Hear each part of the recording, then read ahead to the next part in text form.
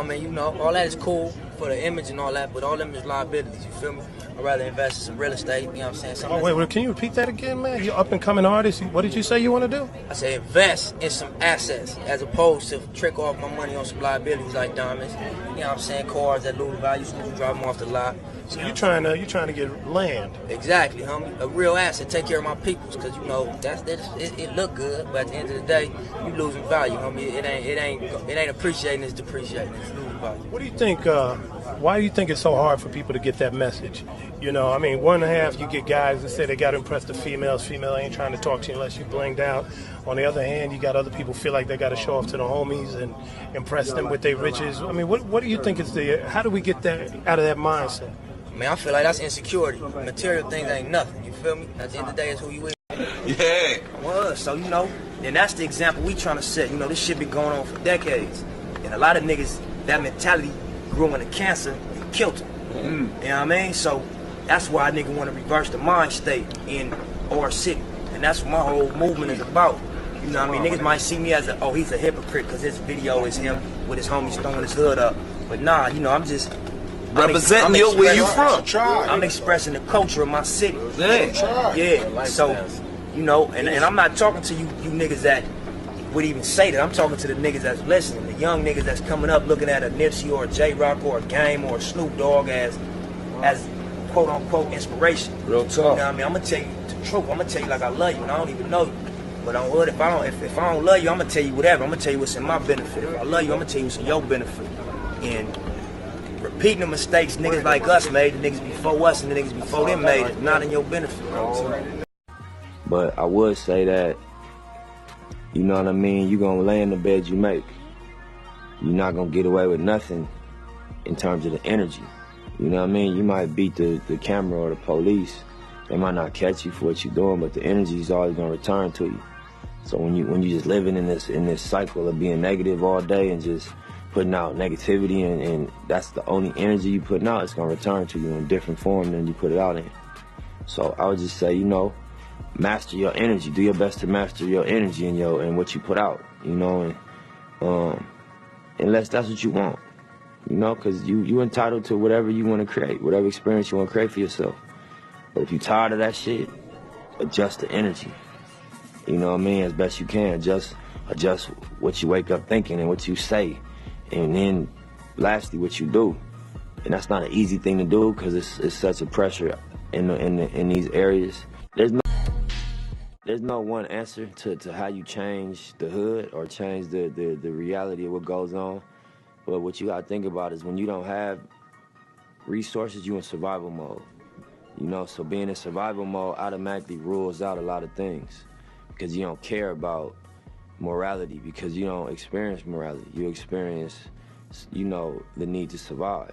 You don't experience, you know, fairness. You don't experience planning for the future. You just experience my ribs touching. You know what I mean? And it's better me than you. And, you know, it's a survival instinct that kick in. So I think once you get out of the survival mode, your morals come back closer to your daily decision making. You start thinking about what's right and what do I believe in. But until you get out of survival mode, you ain't got time to be worrying about right and wrong. You worrying about bottom line. You know what I mean? By any means necessary. I call my thing the marathon because I'm not gonna lie and portray this ultimate poise like I've had it figured out. Nah, I just didn't quit. That's the only distinguishing quality from me and probably whoever else going through this or went through this or is gonna go through this is that I ain't quit. I went through every emotion. I went through every emotion with trying to pursue what I'm doing. You know what I mean? And I think that what gonna separate whoever's gonna try to go for something is that you ain't gonna quit. Unless, you know, you're gonna really take the stance if I'm gonna die behind what I'm getting at right now. Nipsey, through all your hard work and obvious sacrifice, what advice would you give your younger self now looking back? Oh man, I don't know. That's a hard one. I would probably say just be more fearless. You know what I mean? I got all my radical moonshots have defined me.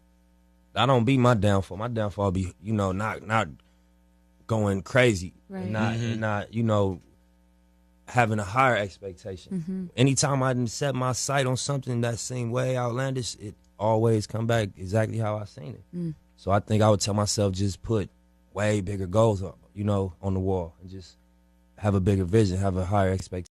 When will it stop for you, if anything? When do you feel that, okay, I could take a little longer vacation than usual? I mean, I read something that gave me a perspective on that. It's like this whole thing, we look at life like it's about what you can get from life. And I think, you know, I read something, I was like, that's not what it is. You're going to always be unfulfilled if you look at life like that. It's about knowing you're going to leave one day. And, you know, when you leave, the only way you're going to be fulfilled is if you know you gave everything you had. Really, though. And you emptied yourself here. And you left it all here because it's temporary and you got a moment, you know? Right. So I think that for me, it's like, I got kids. I got a daughter and a son. Right. So, you know, you got to factor in your kids. You can't just all the way commit yourself to your cause.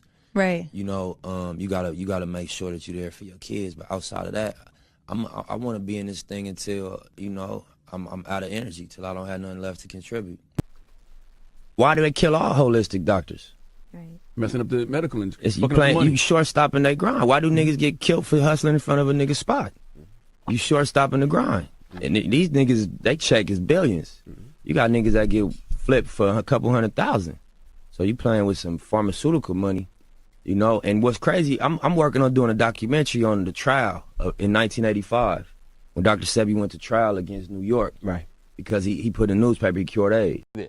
You said I cured my 13 AIDS patients. Yeah. So you had 13 patients. Yeah. Who had AIDS. Yeah. And then you say you cured them. Sure.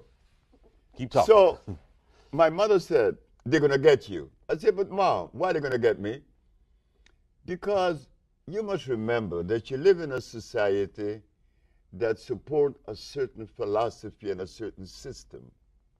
You being the color that you are, black, and then you're going against the grain, they're going to get you. So when I'm in my office on February the 10th, here come the detectives.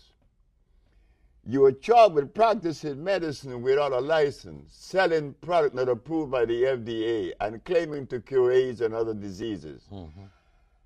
I said, yes. Well, you are making a fraudulent claim. Of course, I'm not going to just deploy a bunch of empty words. I represent a country. I represent a people. I represent a race.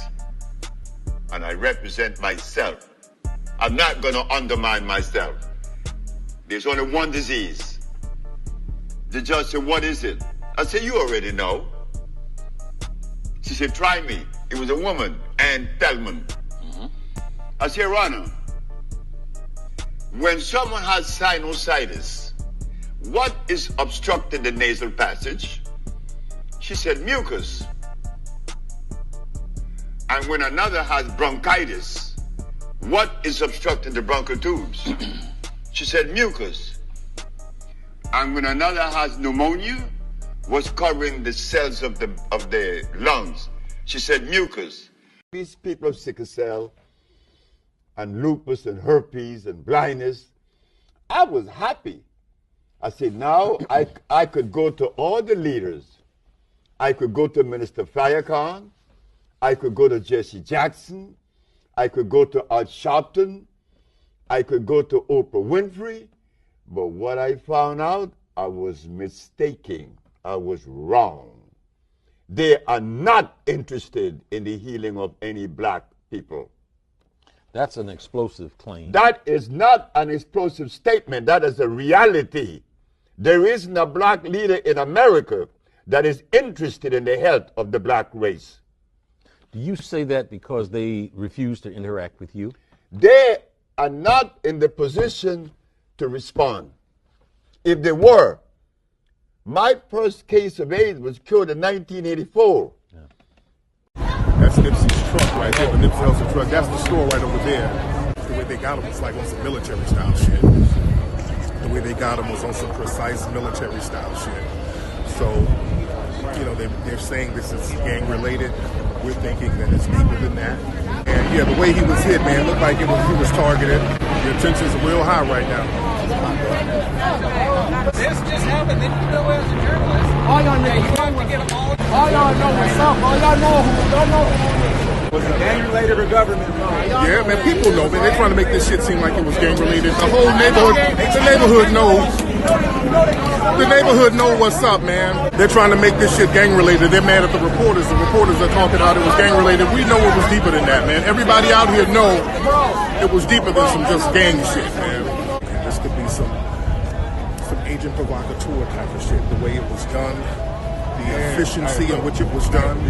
Nipsey confronted somebody earlier and let them know. I mean, what you even coming around here for? Not in no disrespectful way, but the facts of the matter is, wow, you a snitch. You a snitch. What you doing around here, up here? So the guy leaves smoothly and come back. You know what I'm saying? For Nip, man, for that. And shoot other people in the process. But nobody gonna kill this man on no gang shit. This was a man getting confronted about his past, knowing that he was a snitch. Wow. And Nipsey still being the man that he is, let him move off with that. But like, don't come around here like, man, with that, you know what? And the nigga can handle that in his heart. Right. And he came back and touched this young brother, man. But that's what y'all find out in the end, because it ain't gonna be hard to figure out, because the streets know this, like where we at in the heart of where Nipsey from. You know what I'm saying? One thing I notice about myself, I think, thoughts is powerful in all facets. Because even my career, even my life, things end up turning out exactly how I visualized them. Not in this time frame I expected. You always want shit to happen overnight. But I just had clear visions. And your thoughts powerful. That shit come to life if you stick to your script. Yeah, early morning off that flight though. We gon' go hard and get right, bro. It seems simple, that's not life though. 10 years later, I'm alright though. Look, these niggas act like they don't like though. They be mad cause niggas shine bright though. Look, I got a Ruger and a Bronco, but I'ma let you pick which way tonight go. I got my dough right, plus the right go.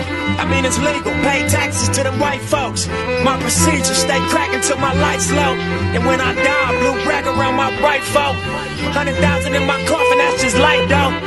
Playing Stevie Wonder song, smoke some flight, bro. Crack a pint of act and pour it in some Sprite, bro. Until that day, I'm walking toward what's in my sights though, cause all I see is ocean views. Small circle is trophy fuel. I wrote it down and I followed through. I bought a pound and we rode the fuel. I talk shit, but she know it's true.